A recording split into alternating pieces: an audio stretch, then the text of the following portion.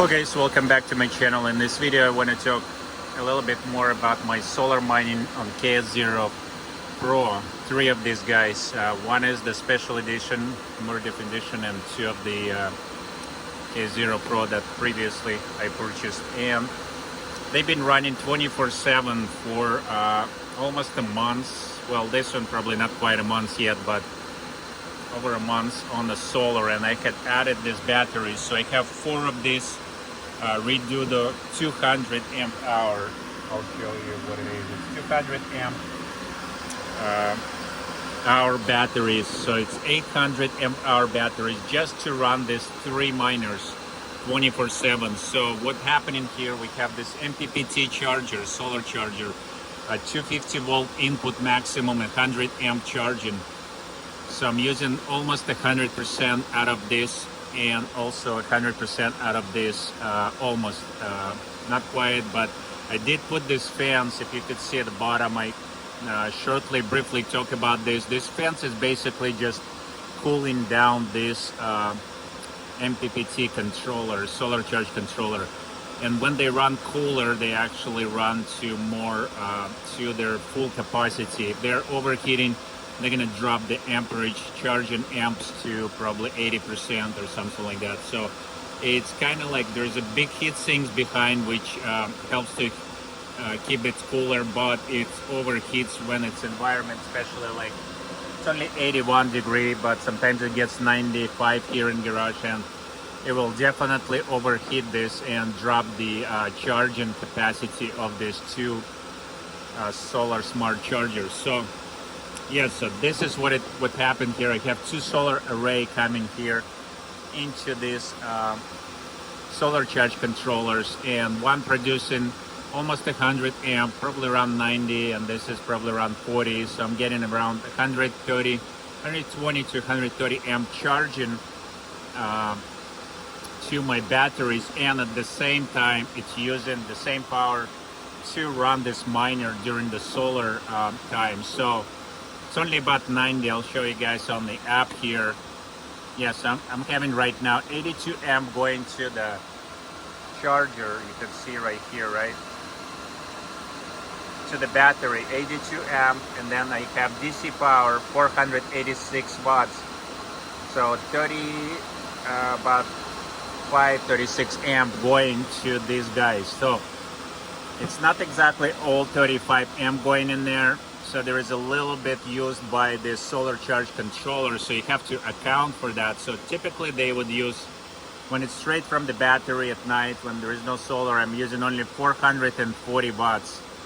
So it's about 45, 49 watts extra during the charging period, just because these guys are using some of the solar power to convert the power from wherever voltage comes in. Like it's this, the first array coming in the 142 and the other 80 volts. So you could see the voltage here of the arrays right there.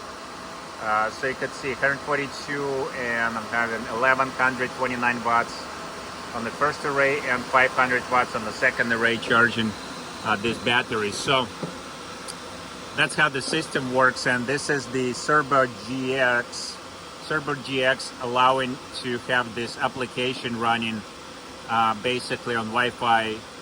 Well, it's not Wi-Fi, it's Ethernet connected, but over internet I can connect and view this data anywhere, and I can check how much power I got today, how much solar power I got yesterday and stuff, and if there's any issues and stuff like that. So you could see how much I produced yesterday, like 10 kilowatt hours solar, and I consumed 10.8. So I got 800 watt hour extra I used. So that's why today I was a little bit short, and my charger kicked in. So I have this charger right here, this HP server PSU.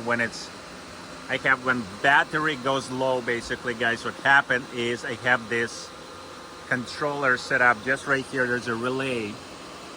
What it does, you can program this device and trigger when the battery loads to whatever voltage you want to set. I'm setting at 12.6 volts, so it's around 20%, 25%. When discharge cycle, it will just turn this device, and it will control this relay just right here, and it will trigger this. This is a little device sold on Amazon, really cool. You just plug it into your power, and it will sense like 9 to 12 volts or 9 to 24 volts. All you have to do, provide just a little bit of voltage that I use, just this little tiny AC adapter to DC, probably 12 volts or something like that. And all it does, it sends the signal here, and it will trigger the relay here, and it will turn the my charger over here, and it will charge through this another charger which has a fan. So all these fans actually only working when the device working. So you could see that right now charger doesn't work, so it doesn't really have this extra fan usage. So obviously it's all kind of taped in temporarily just for testing and stuff, but it works really, really well. It's cooled down the system. It was heating a lot. This smaller charge controller will heat up so crazy you can't even touch them. So I was amazed how crazy they could heat up. So right now they're pretty cool. I have two extra chargers here, solar chargers that I used to have in the car. I just have it just for backup, and this is just adding an extra 15 amp charging, because I added one more the KS0PRO, and there was not enough power from this one, because it's 30 amp. It will only can feed 2 of the KS0PRO, so I needed another 15 amp charger to get full capacity, so 450 watts to the system to feed these guys to totally run in case there is no solar, right?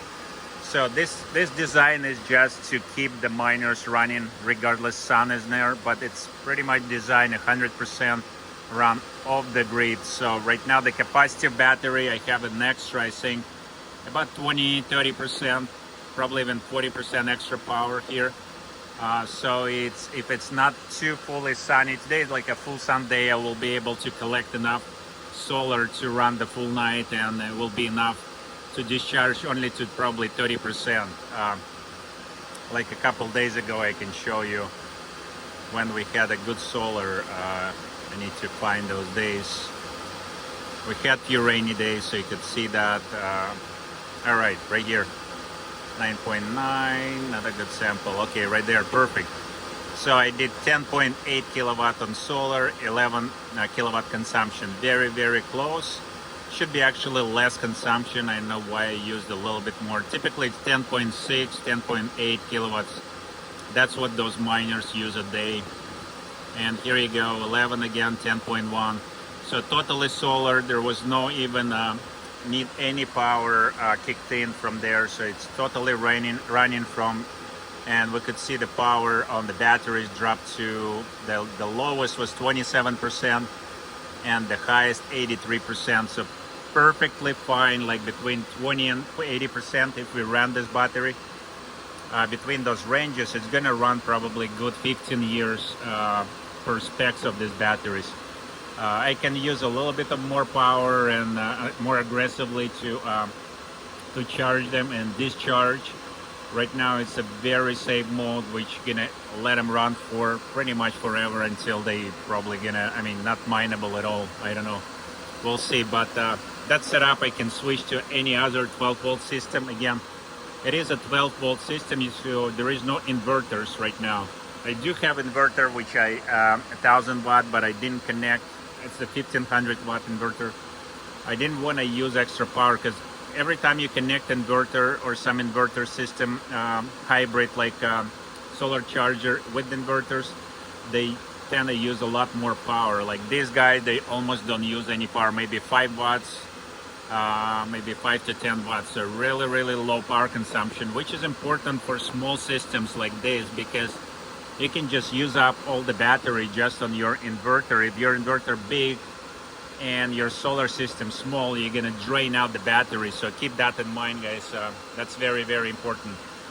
So that's what I was gonna cover about this solar mining. So obviously I have it all in parallel, all four of these batteries all parallel connected. So I have 12 volt system and I could tell this wires warming up. This breaker, 125 amp breaker, that's probably to maximum what I can probably load this system up. So that's just for safety, and I can disconnect it if I need to work on the system. And what else? Yeah, this fan controller system designed also through relay. That inside this modular, you can program this relay to trigger when the sun comes up, so the fans only blowing when we need them to blow, so we don't use any battery over the no solar time. Hope this makes sense. If you guys have any questions, let me comment down below. Click the like button and consider subscribing to the channel for more content for this video. But this is the my goal, just to get it 100% solar for this system and keep mining like for, and I'll get some data after I mine. I do have a weekly update, but we'll see like after maybe a month or two, like to compare like how much actually we mine, how much solar we use, because now we have more constant solar, so the sun now every day here in Sacramento, and we'll hopefully get less and less clouds. It will be totally sunny days like throughout the whole summer until probably September or October, you know, here in California. So we'll see you guys on the next one. Thanks for watching. See ya.